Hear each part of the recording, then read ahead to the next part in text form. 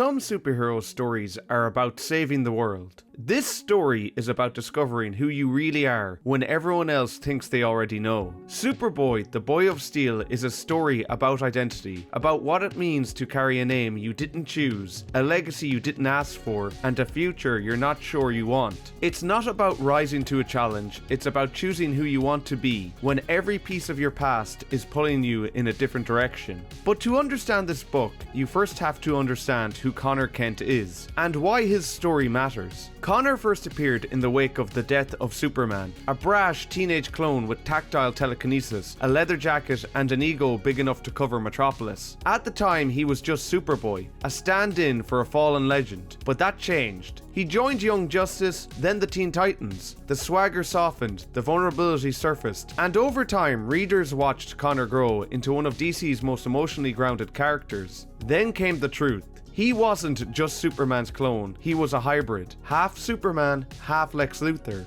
A living contradiction, born from the DNA of a symbol of hope and a man defined by fear. It shattered him. He questioned who he was, what he might become, and whether he even had a future at all. And in the middle of that uncertainty, Superman gave him Krypto. Not as a pet, but as trust. As family, a gesture that said you belong, and in the hopes they could both help each other grow. And that made what came next all the more tragic.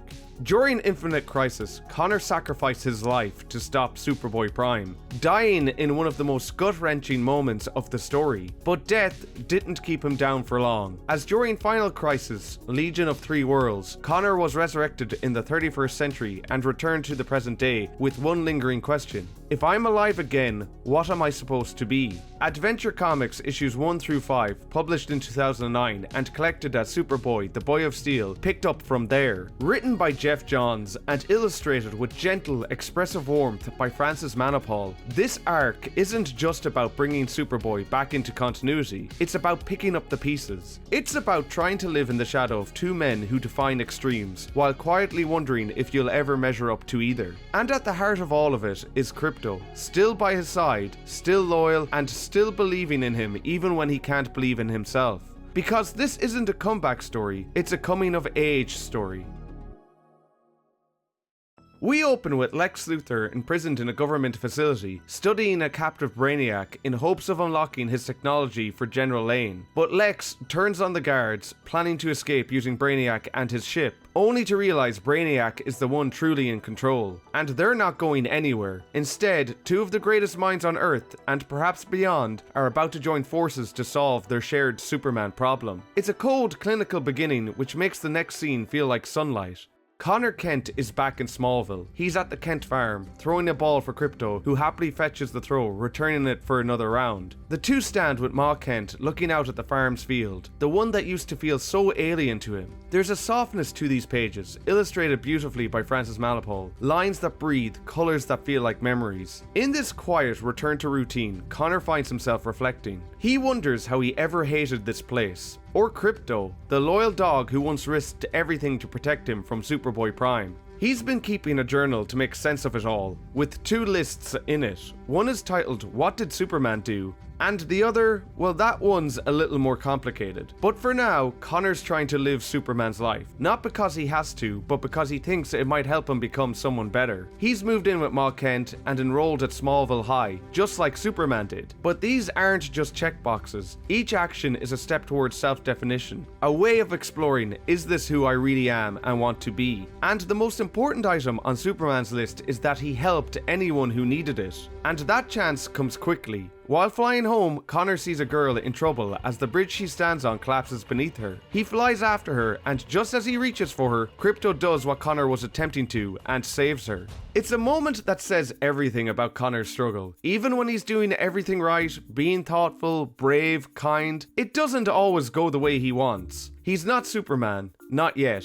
But he does introduce himself, makes sure the girl is safe, and watches as she only cares about the dog. After all, his cape is pretty cute. Connor offers the girl a lift home and she jumps into his arms without hesitation. Something tells me that this girl might be trouble for Connor. But later that night, Connor visits Lex Luthor's old family home. Not to vandalize it, not to destroy anything, just to think. To ask questions he doesn't yet have answers for. And that's when Superman appears. The scene between Clark and Connor is the emotional spine of the issue. Connor asks, if Lex had different parents, could he have been different? Was Lex born bad? Is it fate that he was evil, or by choice? Clark tells him the truth. Lex is Lex. He always has been. And he tells Connor something he needs to hear. You're not him, and you're not me. You're your own person. It's the single most important lesson in the book. Identity isn't inherited, it's discovered. Connor says he's trying, and for the first time in a long while, he's excited about what tomorrow might bring. But when he gets home, we see something else, something slightly darker. He writes his second list, the one titled, What Does Lex Luthor Do? And he checks the first box, Lies to Superman. It's quiet, haunting, and honest. Because for most people, growing up means navigating the blurry space between who you were and who you're becoming. But for Connor Kent, that space is a minefield. He's not just trying to become someone new, he's terrified he might become someone he can't outrun. And that tension bleeds into everything that follows, as we find him in a more grounded, vulnerable moment, fussing over his hair, nervously waiting for a visit from Cassie Sandsmark, Wonder Girl, his ex-girlfriend, and the person who once meant everything to him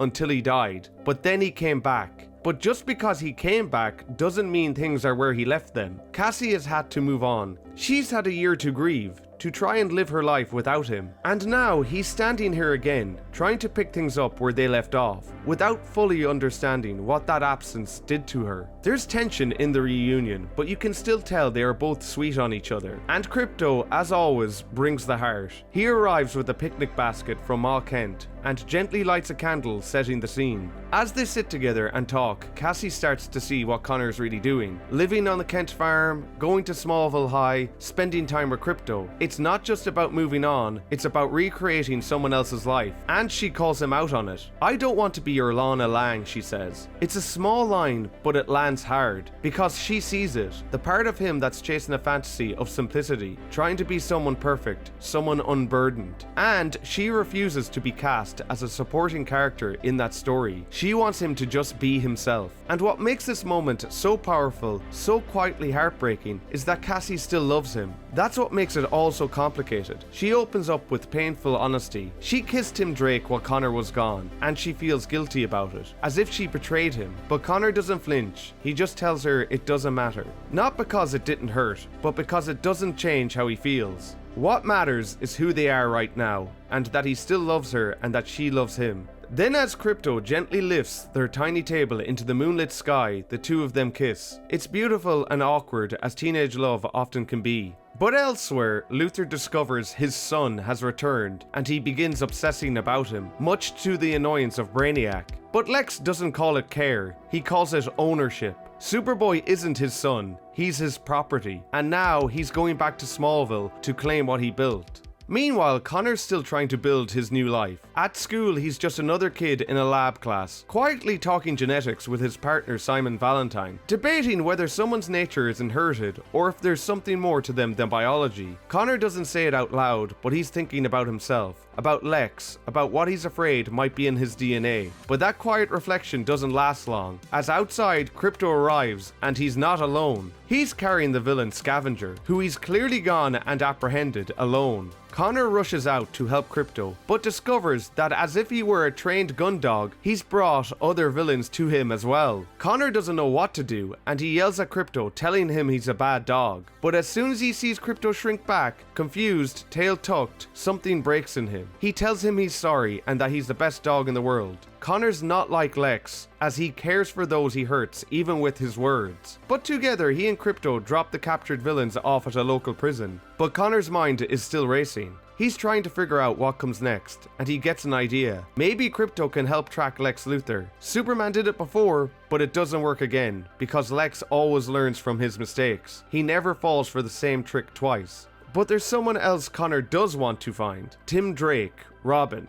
In Paris, Tim is in the middle of a chase, pursuing a man carrying a mother box. He's been trying to find proof that Bruce Wayne is still alive after Darkseid's Omega beams supposedly erased him from existence during Final Crisis. Connor sends Krypto after the car and the box is recovered, and when the dust settles, it's not Batman they're looking for anymore, it's Lex. Together, Connor and Tim infiltrate a hidden lab beneath the streets of Paris. The trail's gone long cold, Lex isn't here, but the real weight comes in what's confessed. Tim tells Connor he kissed Cassie. It's awkward and raw, but Connor tells him he knows and that they are all going to be okay. But the more heartbreaking admission is when Tim tells Connor that he took everything from Lex's lab, that he tried desperately to clone Connor again, to bring his friend back, but it didn't work. And now, after the year he's had with losing Connor, Bruce, and his girlfriend, Tim feels more lost than ever. And that's when Connor opens up. He tells Tim about the journal he's been keeping, with the 2 lists. His own divided legacy staring back at him in black and white. He tells Tim he wants to find Lex, not to stop him, not to kill him, but to understand him. To find out if there's any good in him at all. Because if there isn't, then what does that mean for Connor? They sit together after that, just 2 people who've seen too much, holding impossible missions in their hands and choosing anyway to believe they're not alone in them. But for Connor, the journey isn't about who built him, it's about who he chooses to be. Connor's flight back to Smallville is quiet, but when they arrive back, Krypto takes off, bolting toward town like something's wrong. Connor follows, and what he finds isn't some alien threat or superpowered attack. It's the girl he saved before, Lori, and she's vandalized the local doctor's office. Connor tries to get through to her, but it doesn't work until they talk about her parents. He brings her home, and Lori tells him her story. When her mother was younger, she had an accident, one that left her in a wheelchair. And recently, their insurance stopped covering the medication she needs, and the doctor in town refused to keep helping, so Lori snapped. Not out of hate, but out of fear and helplessness. She did the only thing she could think of to fight back against a world that had stopped caring. Connor can fly across continents, punch through steel, but none of that helps here. Not really, so he does something else. He tells her to ask for help. Not from him, but from the people of Smallville. Because they're good people, and they care. And sometimes all it takes is reaching out. But just as hope starts to take hold, there's a knock at the door. And when Lori answers it, Connor falls to his knees. Because standing there, calm, cruel, and holding a shard of kryptonite in his hand, is Lex Luthor, Lori's uncle. It's not a twist that feels like a punchline. It's a wound reopening, because just when Connor starts to believe in something, just when he begins to think he might be more than what he was built for, Lex walks right back into his life to remind him where he came from. This isn't a happy family reunion either, as Lex doesn't care about Lori, he doesn't care about her mother, or what this surprise visit might mean for them. All he wants is control over Connor, and over the past he tried to bury. His sister Lena comes downstairs and tells him to leave Lori alone, but Lex barely hears her, he only sees Connor. When Connor pushes him, tells him that for all his genius, he couldn't even cure his own sister, something shifts. Lex puts away the kryptonite, not because he feels anything, but because he wants to prove a point. He says he can cure Lena, and he'll do it. But first, Connor has to do something for him. So a fetch quest begins across time and space. Connor and Krypto find themselves outrunning a T-Rex in the prehistoric past, sent there by Lex to retrieve a single rare leaf. They journey to Bizarro's twisted world to pluck one impossibly stubborn hair, soar through Theraschema, and dive to the darkest depths of Atlantis, chasing fragments of the impossible, all for a cure that might not even exist.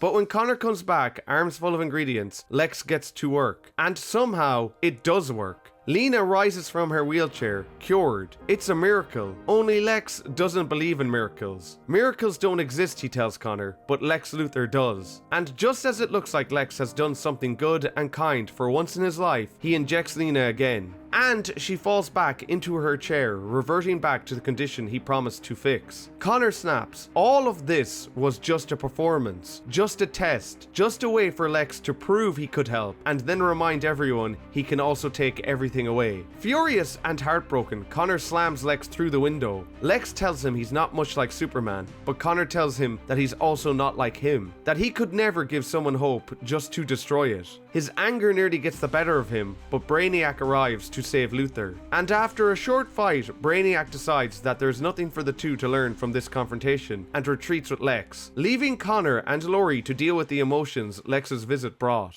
Later, Connor tells the Titans what happened. Tim makes sure Lena will get the best care she can. And Connor, for the first time, understands something crystal clear. He's not Superman, and he's for sure not Lex Luthor. He's Connor Kent. He's Superboy, and he doesn't need a journal to figure that out anymore, so he burns it. Because sometimes, the only way to move forward is to stop looking for who you're supposed to be and finally accept who you already are.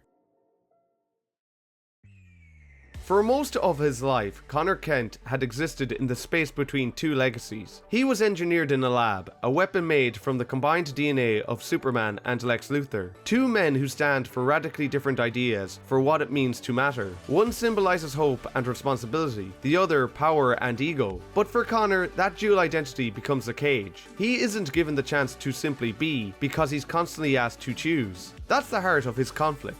Not just who am I, but who do I have to be to deserve existing? Geoff Johns doesn't shy away from that. He leans into the emotional messiness of identity. Connor isn't a blank slated hero. He's conflicted and quietly insecure. He fills a journal trying to work out if he's more Luthor than Kent, like he's waiting for the worst parts of himself to take over. And the story doesn't hand him easy answers. It makes him live with the tension of not knowing. In Smallville, he surrounds himself with symbols of normalcy: school, chores, and relationships. But every act of kindness, every bit of stability, gets interrupted by reminders of who he was made from. Luthor haunts the book like he's a bad dream that refuses to fade away. Even when he's not present, his influence hangs over Connor's choices, his doubt, and his fear. But it's not all shadow. The people around Connor believe in him, even when he doesn't. Krypto, Cassie, and Tim, they give him the kind of love that isn't built on perfection, but persistence. And in the end, it's that belief, not his powers, not his genetics, that defines who he is. The real turning point isn't when Connor throws Luthor through a window. It's when he lets go of the question that's been haunting him the whole time. He doesn't have to be Superman. He doesn't have to prove he's not Luthor. He just has to be. That's what makes this story resonate. It's not about saving the world. It's about saving yourself from becoming the version of you that you fear the most. And Francis Manapul's work in Superboy, the Boy of Steel, doesn't just support the story, it elevates it. And nowhere is that clearer than my favourite image in the whole book, when Connor, Ma Kent, and Krypto look out on the Kent farm. This page is quietly beautiful, more human than heroic.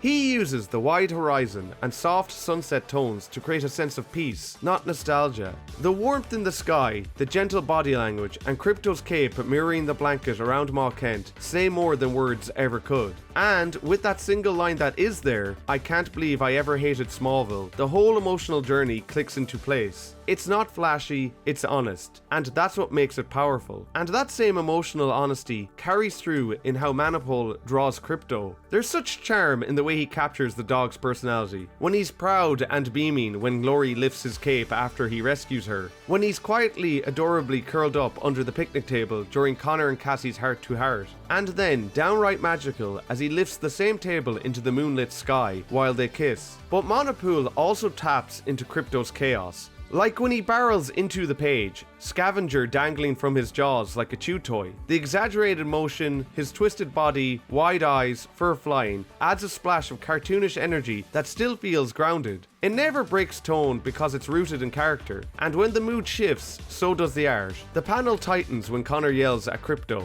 Krypto's tail drops, and in just a few lines and expressions, we get something quietly devastating. A dog who doesn't understand what he did wrong. Throughout the book, whether it's goofy glee, fierce protection, or quiet loyalty, Manapul effortlessly captures what it truly feels like to have a dog by your side. He always understands when to push storytelling visually and when to pull back, and he knows that in a book about identity, it's the small moments that say everything. That's why The Boy of Steel still works today, because the art doesn't shout, it listens, and in that stillness, we hear Connor Kent more clearly than ever.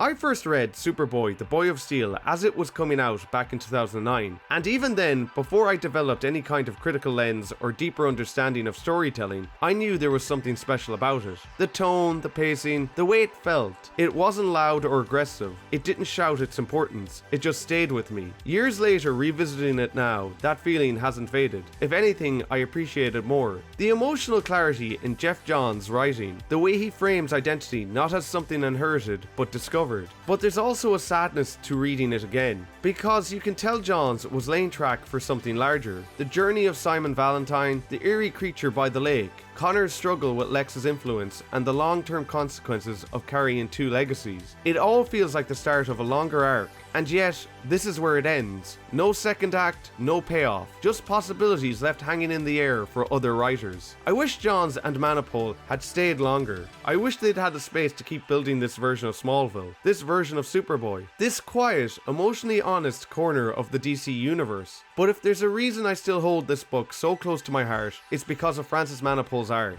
There's just something about the way he draws Connor that works. Not just the iconic moments, but the stillness, the doubt, the softness. His Superboy isn't just a symbol, he's a kid trying to figure out who he is. Manapul would go on to have an amazing run on The Flash, but for me, it all started here. This was the book that made me take notice, that made me care, that made me believe Superboy could be more than a legacy character. And even with its loose ends, that's what this story ultimately gave me. Not just a great Superboy comic, but a lasting memory of when comics felt like this. Quiet, conflicted, honest, and beautiful. And in the end, Superboy, the Boy of Steel, isn't really about whether Connor is more like Superman or Lex Luthor. It's about walking away from that question entirely. It's about realizing that who you come from doesn't define who you are, that you can carry someone's DNA or someone's mistakes or someone's expectations and still become something entirely your own. And there's something incredibly powerful in that, because deep down we all ask those same questions. Who am I supposed to be? What parts of me are mine and what parts did I inherit? Can I ever truly step out of someone else's shadow? Connor doesn't solve these questions, but by the end of this story he's no longer afraid to live in them. He doesn't need Superman's approval. He doesn't need to prove anything to Lex. He doesn't even need his journal anymore. He knows who he is, and for the first time in a long time, that's enough. He's not just a clone. He's not someone's project, he's not a legacy, he's Superboy, and he's Connor Kent.